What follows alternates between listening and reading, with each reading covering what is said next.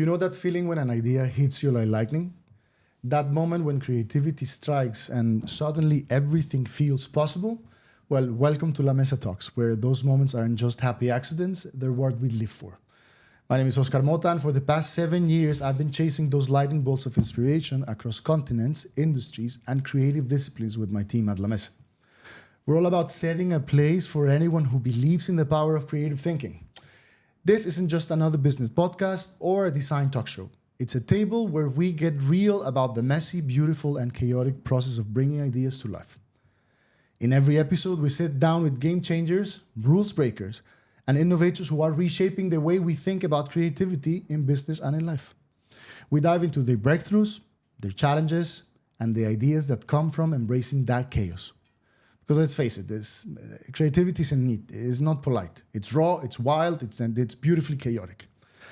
I'm beyond excited today to welcome Rasha Hamzeh, which is 15 years of experience across the MENA region, 11 years here in the UAE and 4 years in Lebanon, e-commerce, automotive, luxury, hospitality, FMCG, and we've been friends since forever. She's on a mission to make brands rethink their approach, driving smarter business results while shaking things up. I believe Rasha is one of the young female leaders who we need to pay attention in the next 5 years. So grab your coffee and whatever gets your creative juice flowing, sit back and let's talk about how we ignite those sparks and turn those moments into reality. Thank you. That's an amazing intro. That's for you. We made it for you. So let's start from the beginning. Because I've known you for years. We've known you for years. I've known your husband. I know your family. We've known each other. But I want our people, our followers, and the listeners to know what you're doing right now. So let's start from the beginning. What are you up to right now? Okay. I'm up to a lot of things. First, thank you for having me. It's really an honor to have to be on this show and to have this discussion with you.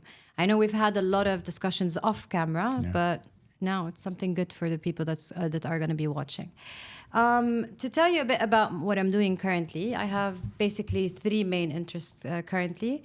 The first one is the show that we do, me and my husband. It's called the Inside Track Show. It's a talk show.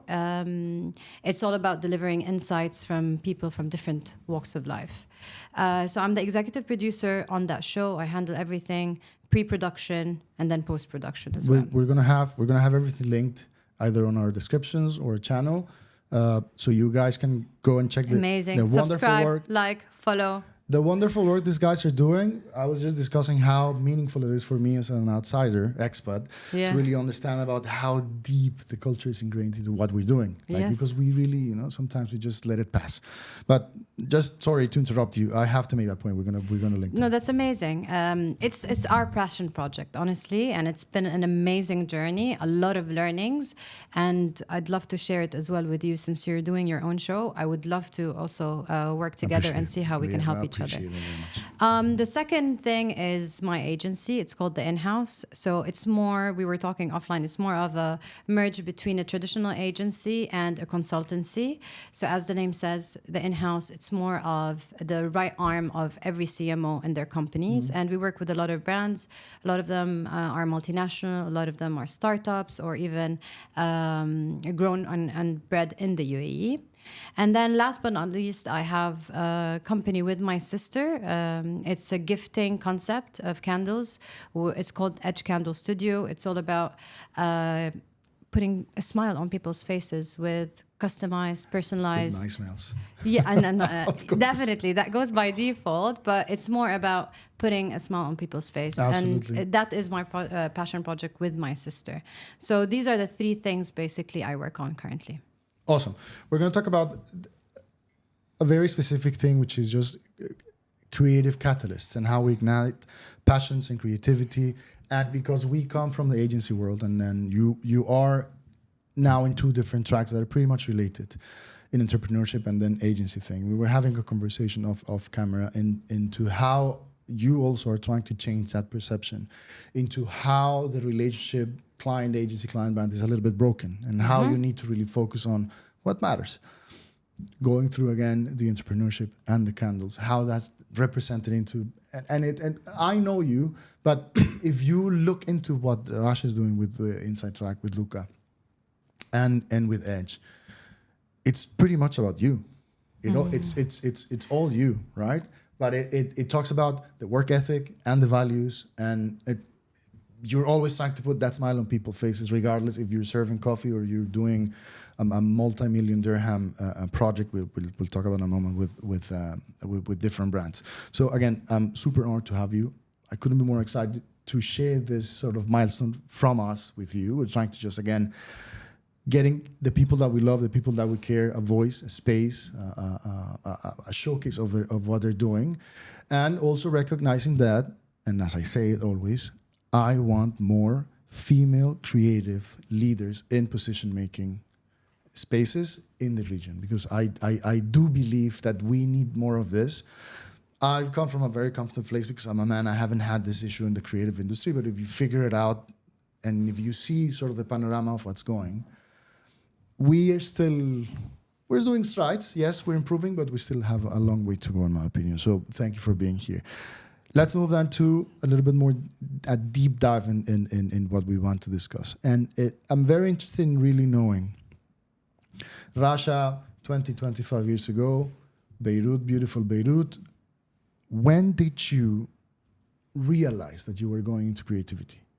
Because you have a certain proclivity. It's correct. You tend to skew yourself towards beautiful stuff or well-crafted stuff. When was that moment for you? When you realized that, I think I'm going this direction? So you kind of said the answer before when you were saying that you saw me across all of the different things that I do.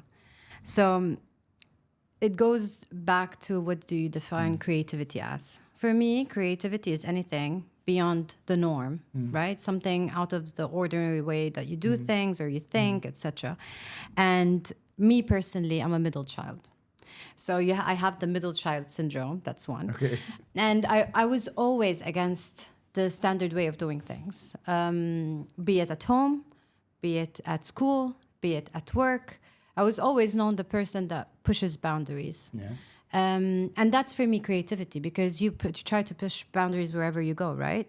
And hence that kind of personality that I have shaped me in a way that I wanted to go more creative in everything that I do. Do you have a tendency towards, let's say, the more traditional creativity, quote unquote, like you liked, the nice, the well-crafted music, and you enjoy the poster more, or in our time, the CD that you had the booklet and you were hours listening or checking out the booklet? So the thing is, one of the main reasons that I became friends with Rana, your wife, is she's an art director. When I first met her, she was an art director. And I was working at an agency back in Lebanon. And when I first started at university, I was a graphic designer. So I started in that artistic front, and that basically cemented my relationship with Rana, because she was all about the creative work, and I found a lot of synergies there. And then later, during my career, I started doing painting as a hobby on the side. So I did have exhibitions. It was more for CSR related. Don't be humble. Say, I had a Sheikh site in Dubai. I had what's it called? The bridge banner. So I paint as a hobby, and that's more of the application of creativity that I have on the side. It's called altruistic, which comes from altruistic, which is basically paying it forward, or it's more CSR related. So I did have that, and I did start off as a graphic designer, but I pivoted into marketing because I felt, which is very funny that you've asked me this question, the reason why I moved from graphic designer into a marketing major, it's more strategic, and because I felt when I'm as a graphic designer, I'm always controlled by the client. I'm not going to do things the way that I want to do. Yeah. So if the client has one vision and I don't agree with it, I still have to go with it. So I was like, okay, I don't want to be the I don't want to just execute. I want to be the person that manages this creativity flow or decides on the direction, etc. Who's that? Marketing. And then I switched majors. I went into marketing and advertising. So that was probably one of the reasons why I went into more pivots in your life, into understanding that. But again, and coming back to the previous point, this is how we've been educated.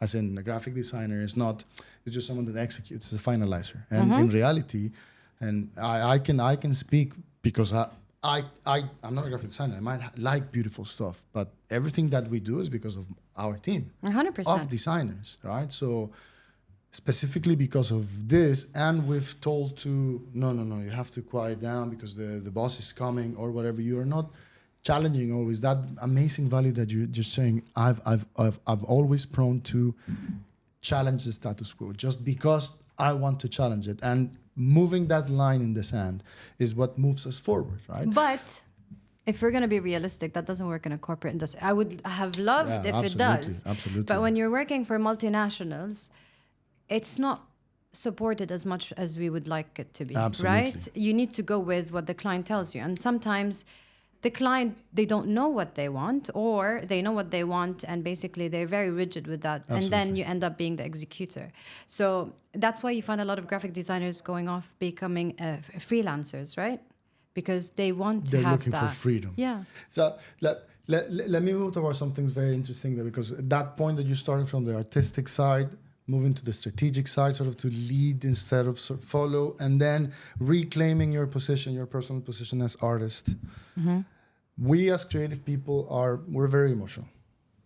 We are very, like a roller coaster kind of, because this is sort of the creative fire that we have within us. It's not a secret. It's either it works in, either you are an expert in corporate politics, either you're an expert in emotional intelligence, but you still have that in you. Mm-hmm.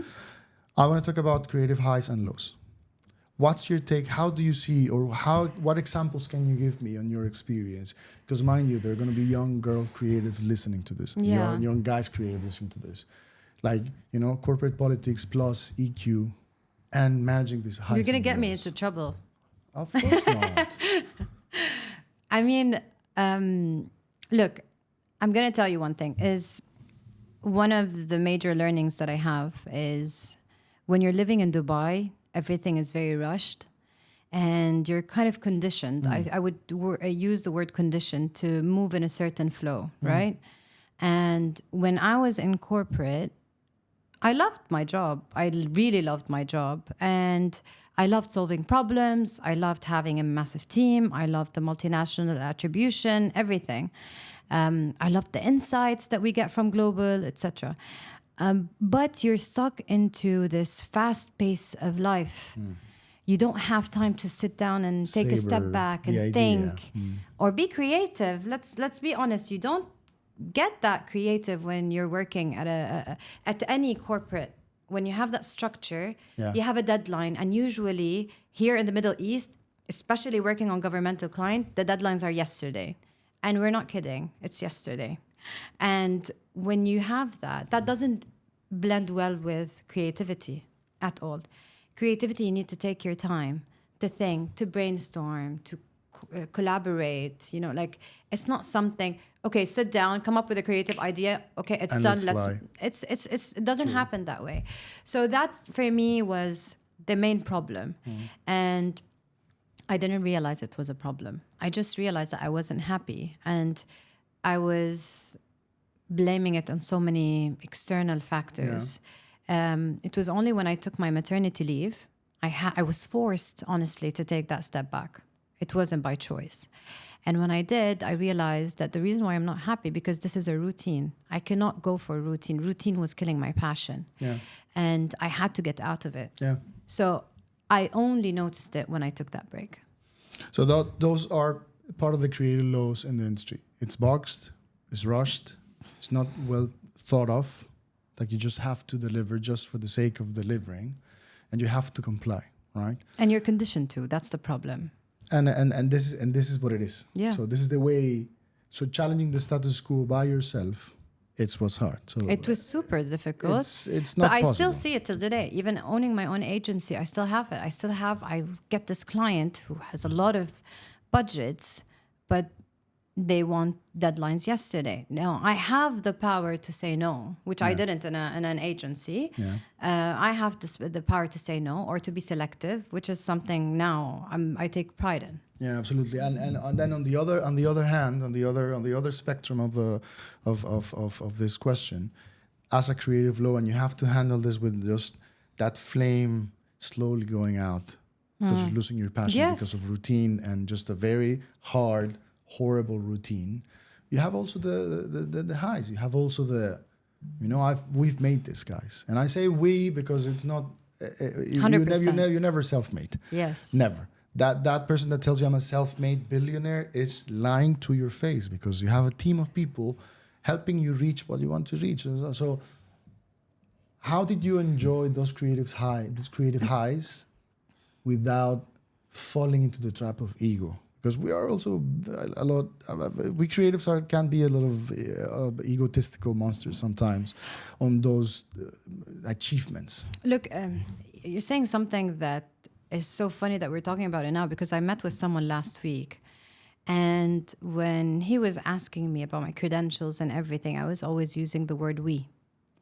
And I have this habit from the first boss I had at OMD, which is one of the second agency that I worked with. And I had my line manager back then kept on saying, like, correct your emails. You don't say I or me. You always say we.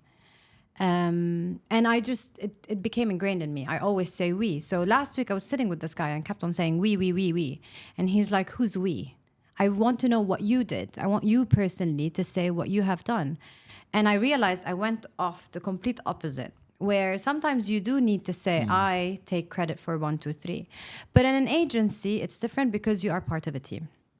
And I think that creative high is always very dependent on your teammates and your line manager first and foremost. I'm going to use a keyword here that gives me a segue for my next question to you. And I'm very interested in understanding because you were very strong and you were very good at your job. Thank you. You lasted many years. Those of us who know you and have seen you from afar, and we can see and happily see your successes, you have to be a master of corporate politics. And it works for some people. It doesn't work for some others. I'm not that good at fine. it. Well, you were, I don't know how many years, but you're good at it. Yeah. But I'm going to use a keyword here. I'm going to segue then. Mentoring. Yes. Mentors. And you talk about, and I'm great you brought this story about your manager, because I want to talk about the importance of mentors and leaders and sort of inspiration on this. Because again, this can make or break a career. 100%. This can make or break a position on, and you've read multiple, or I've read multiple books and stuff and corporate books that you need to get an ally. I mean, it's not an ally. You need to have someone that can help you push that ceiling. So how was it for you? Do you actively look for mentors? I'm sure you're a mentor yourself, but in this story of corporate transitioning into a little bit more of a self-contained or pushing entrepreneur, is that segment there of that bridge mentorship? So for me, mentorship is a very big word, because for me, a mentor is someone that you look up to in all sides of his life, as a husband, as a father, as corporate, everything. So more of an idol, right? Before, you used to find a lot of people idols. I think like the time that we live in, things are changing and shifting, not in a positive way. Absolutely. So it's very hard to find idols, but you can find an aspect and a person that you appreciate and you learn from, right? And I've had a lot of positive and bad ones. Even the bad ones, they resulted in a good thing. They pushed me to do something, right? That's the way that I try to look at it, not in a negative way. So I'm going to give you a couple of examples where it was positive, and it had such an immense effect on my life. And I would love to pay it forward, honestly. If I had the chance to, I would definitely do it. The first one was when I was in the first grade. So sometimes we underestimate the effect of the stuff that teachers. Yeah, and it was my art teacher, and he was a very old guy. His name was Stis Joseph. Stis Joseph everything makes sense yes, now. Look after 35 years after. And it was an art class as well. In schools, they don't give that much attention into these things. They always consider them extracurricular. And I remember that I was just painting all the time, and I used to love it. It was my favorite session. And he told me that you live in fear. And you're saying that to a 6 or 7 year old person. You live in fear. That I was just painting, and he's like, yeah, but when you get something that's really good, you stop there, and then you become very like wary of where to go around it and how to paint around it. And he's like, you're never gonna explore your full potential until you overcome that fear. Yeah, and for me, it kind of stuck. I still remember it till this day. It's the and definition honestly, of your life. Yeah, and I still see it. I still see when I have something good going, I freeze and I'm like, okay, I just need to navigate very and cautiously. Then it just comes back from. Yeah, that's mentorship. And but again, I was 6 years old, so I have goosebumps when I'm talking about it. I'm getting goosebumps because now we and I, we understand it from a different perspective because we're parents now. Yeah. And we understand the importance of the right choices. Building their confidence. And teaching values with behaviors, with not only words.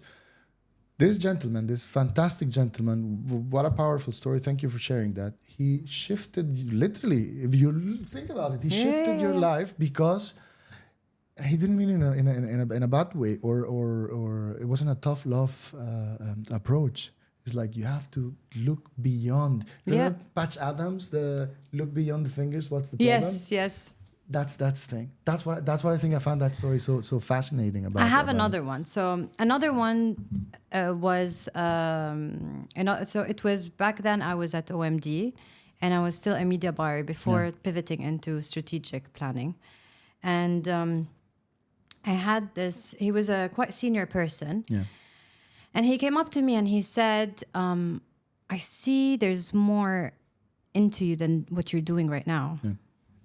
And for me, I got so defensive when I heard that. I took it so negatively. And I was like, what do you mean? Am I not doing a good job? What do you mean I'm not, like, you see more than what I'm doing right now?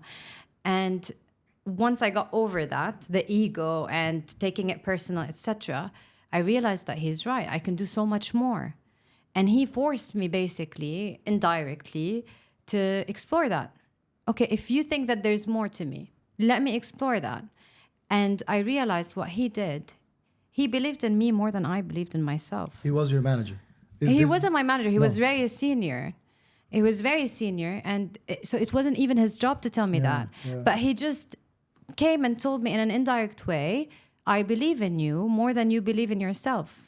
And I had to basically reflect and look into it and push myself to do more, to be more. Yeah.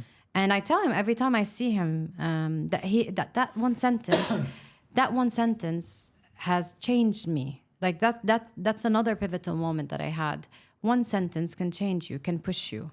Absolutely.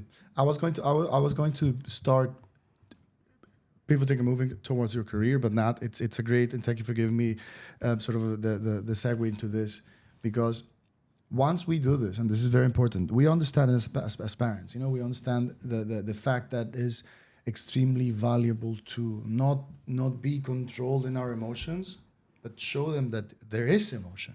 Mm-hmm. And through emotion is that you actually going to change the world. I tell my guys all the time, guys, we're not curing cancer. We want to change how our industry functions, but we're not sending a man to Mars. We're not saving lives. We're not saving lives. We might change lives, which is different. And what this gentleman did, and I always said, like, I always made it a point that I'm a mentor for startups in Latin America and some in Italy as well, in the US. People that sometimes are older than myself, but they're just figuring out that they want to go into entrepreneurship, right? But it's the power of repetition that allows you to say, I don't want you to make the same mistakes I made, right? Mm-hmm. So it's a little bit of those two wonderful lessons you just brought up, which are very valuable, and I'm just bringing them up again on purpose because there's a lot of young creatives that are going to be listening to us, young female creatives that are going to be listening to us. You don't have to shut up if you want to challenge. But if you have a better idea, if you can improve my silence, if you can improve the silence, then go for it. If not, then refrain to do so. And for example, what this guy did through the power of repetition is, I've seen many Rashias before, but there's something special in you. Mm-hmm. And I think you can go beyond this. How are you going to do it? That's mentorship. Again, and the inspiration. It's just how you frame the word. But I see it with my family and my wife. She teaches me about stuff all day, and my kids. And he teaches me about stuff that I wouldn't otherwise understand. that can be extrapolated into business or can be extrapolated into other situations, right? So that's the beauty of it. Creativity and what we do lives inside lives. And there's no, again, what I say all the time, there's no life-work balance. It doesn't exist. They're lying to you. Work's a part of life. It just happens. And you have to learn how to be yourself in all the spheres, given the proportions, of course. You're not going to be swearing and disrespectful to a senior C executive because it's a space of conversation and business. However, you can still be yourself and challenge and 100%. and challenge the status quo. But at the same time, mentorship is a talent. I feel like if someone else said the same message in a different way, it wouldn't have provoked me that much and it wouldn't have driven me to do that. Absolutely. So you can deliver a message in very different ways to different people. You just need to know to have the right mentor that knows how to get to you in the right way and to push you. Because mentorship, don't underestimate, it can break people. Absolutely. Right? It can remove your passion. It can demotivate you. I've had a lot of examples, be it with me or around me, where people can suck your energy, can suck your motivation, can basically destroy your self-confidence. And it's not an easy job. And you need to have a talent. I think probably if that sentence was said to someone else, it might have had the negative effect, not the positive effect. I agree and disagree. I do agree that there could be negativity into that, but the whole concept seen through a positive light is what causes the effect. There's this wonderful book called Radical Candor. I always forget the name of the author. We're going to link it. So we're going to share it. I'll always share it. Is I'm tough on you and I give you this because I care about you. It's not obnoxious empathy. It's not aggressiveness. It's not just corporate crap. I'm telling you this because I want you to be better. Because if you're better, I'm better. If you bring business, I grow. Right? So that equation on how to deliver the message and the experience is one being the power of repetition. Your art teacher probably taught hundreds of kids before, right?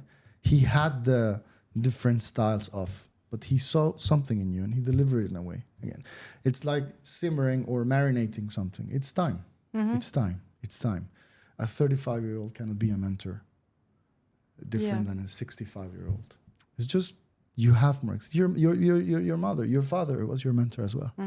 You got me? So it's just because of time. Wonderful stories. I'm gonna take them with me because we're always looking for this. Let's talk about taking risks because in a man-led, corporate boxed, very strict, rigid, but fast-paced industry, right? In and out. We've explored the best of the creativity, the worst of the creativity, and now let's go because I know you're a risk taker because of this. Now I understand. Now it's that aha moment. Yeah. I get you now. These two moments, really defining moments. Let's talk about risks you've taken. If you want to talk about in your corporate life, if you want to talk about the entrepreneurial life or your personal life, if you want to share anything is more than welcome, right? So let's talk about this risk you've taken that paid off, and give me valuable lessons that we can share with our listeners. Funny enough, because you gave me the idea when you said personal life. I've always been a risk taker, even though I don't like taking risks. Really, I rather have things figured out. I love being in control, and taking risks, you're not in control. You don't know how it's gonna go, right? Yeah. And I've taken risks. I've taken so many risks in my life, be it with having difficult conversations with people or quitting certain jobs when everyone else around me, they're like, you're in a dream job, you're doing very well, what are you doing? Yeah. Going against what is comfortable for people or for me.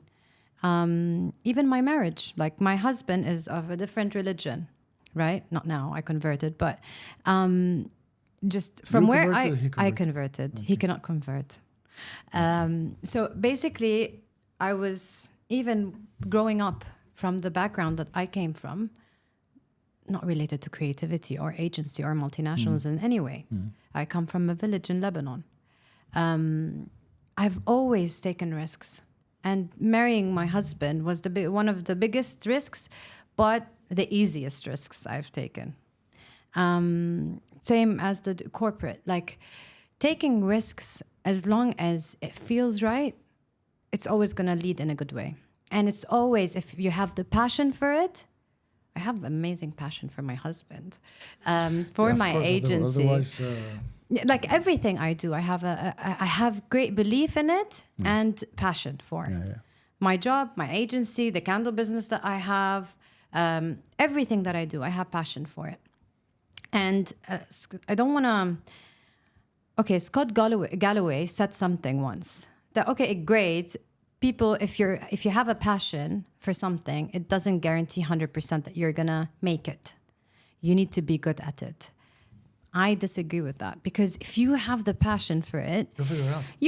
You'll figure it out. You have that passion to kind of get you the tools, or learn the tools yourself, or go to someone that does know how to do it in a better job. Like, Scott's not Lebanese. Yeah, probably. That's a good point. Yeah, I mean, it's culture. Like, I don't have to be good at it. I'll figure it out. Exactly. Survival, but if you're in an industry, and honestly, look at the industry right now. How much do you talk about great campaigns or inspirational campaigns? Or do you have, as an agency, for all of these people that work in an agency, does your agency have this focus on creativity? Do they share, for example, every time there's a massive...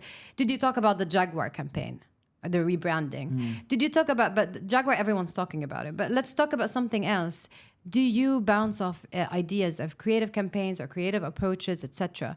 We're in the advertising industry. If we don't, then we're not doing the right things. We're not focusing on what needs to be focused on.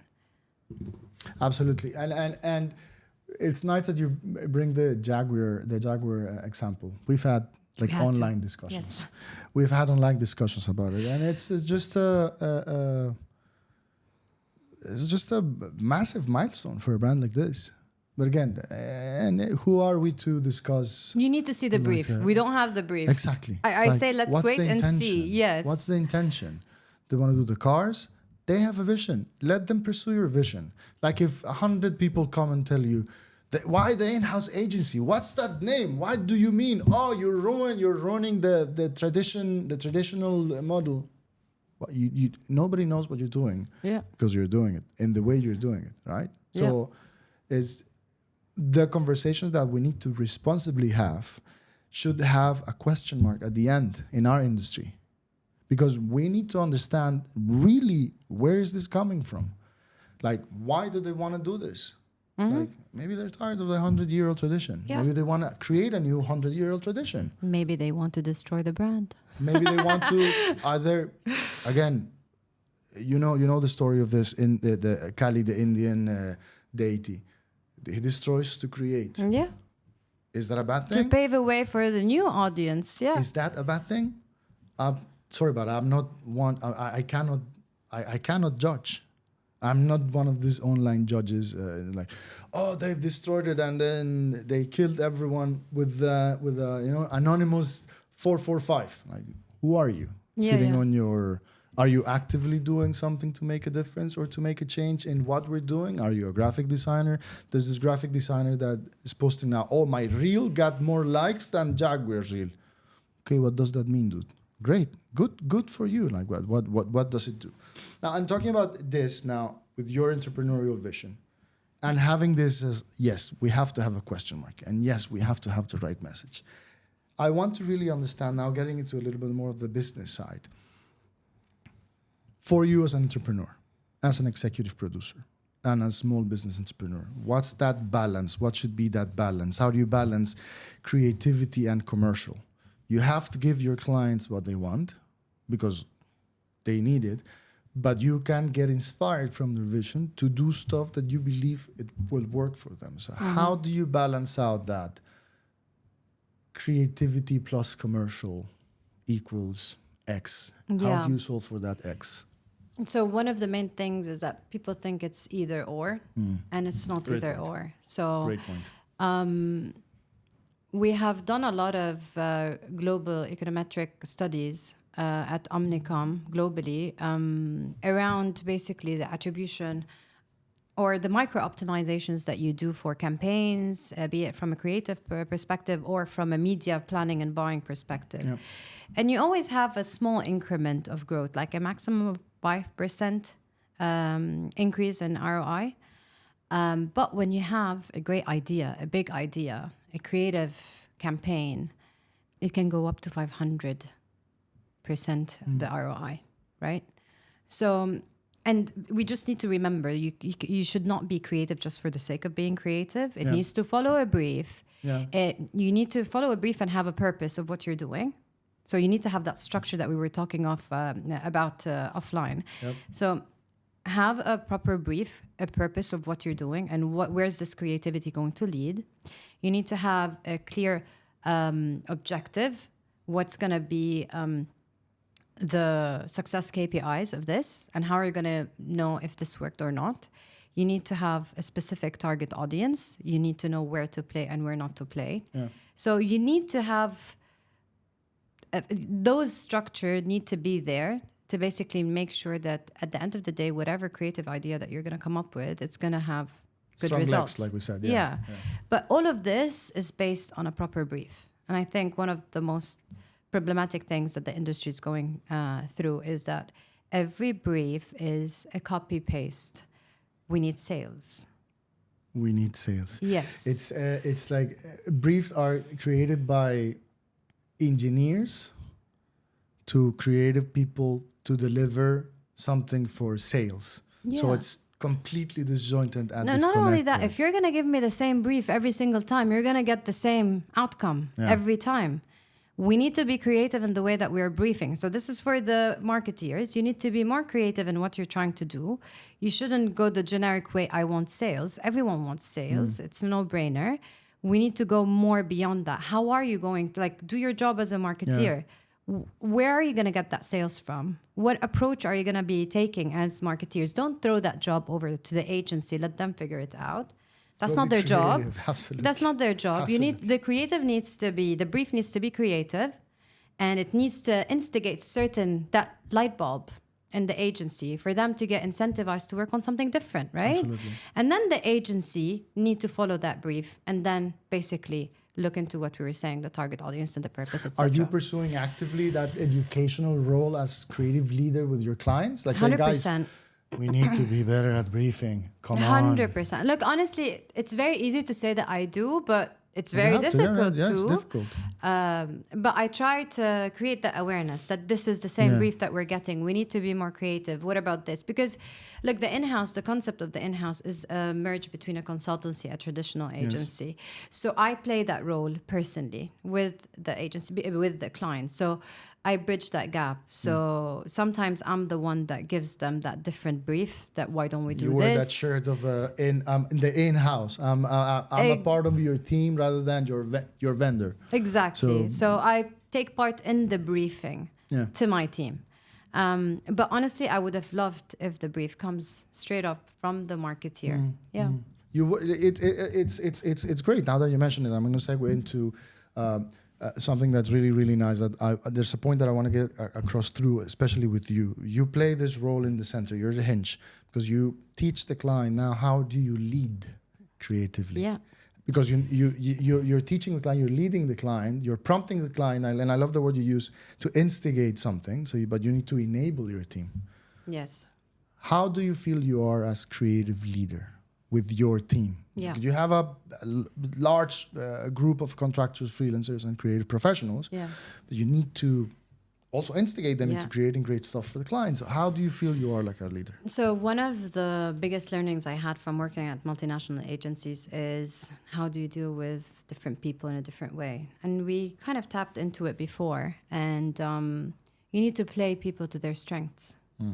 You can't expect someone, for example, if someone is really bad at account management, You can't. You can try to teach them, but if they don't get it, خلاص, it's not in them. It's not your So play to their strengths. See what can I take out of you, and I capitalize on that. And then what you're missing, I can get it from someone else. Okay, this is an approach that my husband taught me as well. In the structure that he had before, he had amazing people that are very specialized in what they do, and they're very good at what they do, and that kind of forces the team to work together as one. And you have experts in different small fields working together for an amazing result, rather than having one person training him to be a 360 expert of everything. If you're an expert at 360 at everything, basically you're a master of none. Jack of all trades, master of none. Yeah, you're a master of none. So you're going to have an okay job, but you're not going to do great things, right? So that is one thing. I would play them to their strength. I would make sure that they have the tools that they need to deliver on what they need, because tools nowadays is very important. And honestly, with AI and everything, this is becoming easier and easier. Last but not least, I think one of the most important things is never to kill ideas. Never to stop someone when you feel like they're coming out with great ideas or contributing, You're always etc. jumping ahead of what I'm going to ask you. So I was going to ask you, we're talking about hard skills, yeah? We're talking about hard skills of your work and your tools management, but something that's very important, and I've realized as a creative leader as well, is we have to work on the human skills. I don't call them soft skills, I call them human skills, like, let's talk about that for a little bit, self-reflection, being there, available for your team on a personal level. How do you inspire them into, let's say, for example, I have entrepreneurs in my team. They work for me, but they're doing their own thing, and it's okay. You have to deliver. Yes. Or I'll come take your head off. You have to. But you're also you, and you're married, and you have issues with your husband and issues with this. Are you having cramps because you're in your days? Take the day off. Right? It's not all about, again, we're not saving lives or curing cancer, right? How do you inspire work that? Because I know you're very good at the hard skills. I want to hear a little bit more about the human skill side of it. How do you get your team cohesive, inspired, pushing really forward, right? When you leave the room, they're going to do the slide the way you like it, just because you didn't teach them, because it's the standard, Yeah. How do you achieve that? I think that automatically comes with the structure or the nature of the company that I've built. Yeah. In corporate, you have a 9-to-6 job. Okay, you're dictated the accounts that you work on. You're dictated the tasks because they come from the client. So you're going to be working on whatever they're going to tell you to work on, right? When you're working in such an agile structure as the in-house, it's a completely different ballgame. You don't have a 9-to-6 job. We have a lot of people that we work with contractually, right? They know the brief before we brought them into the project. We needed their agreement on that this is your scope. We need to deliver 1, 2, 3. This is the number of rounds of revisions that the client needs to have.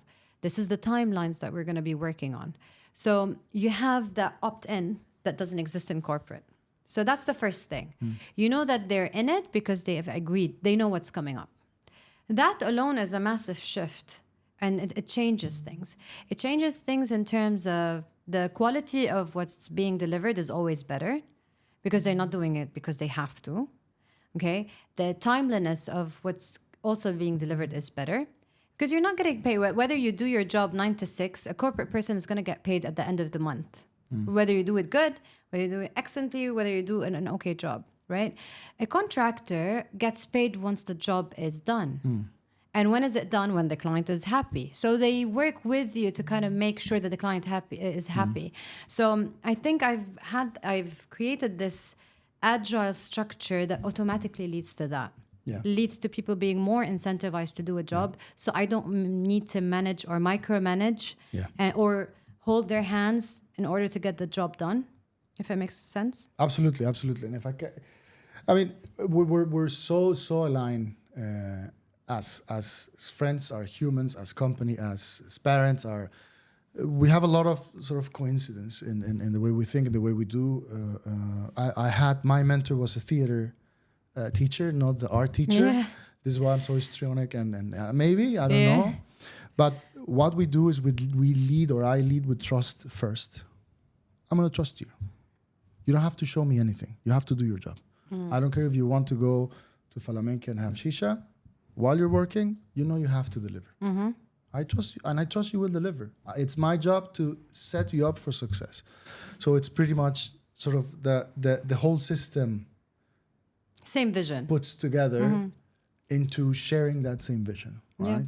And into saying, if you grow, we grow. If you do a good job, it means that we're doing good, right? So I trust you. And if I trust you, you have that. No, I don't want to call it weight, but you have that sense of ownership. Like, I have to deliver. It's not because I have to, but because I want to, right? So it's very, very interesting. Rasha, it's been wonderful having you here. I'm so grateful that you've take time off your busy day to just jump on this wagon.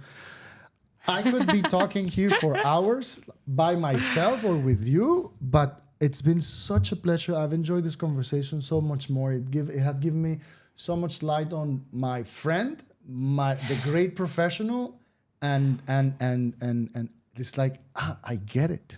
It makes sense for me who you are, how you lead, how you deal with your business, how you deliver things.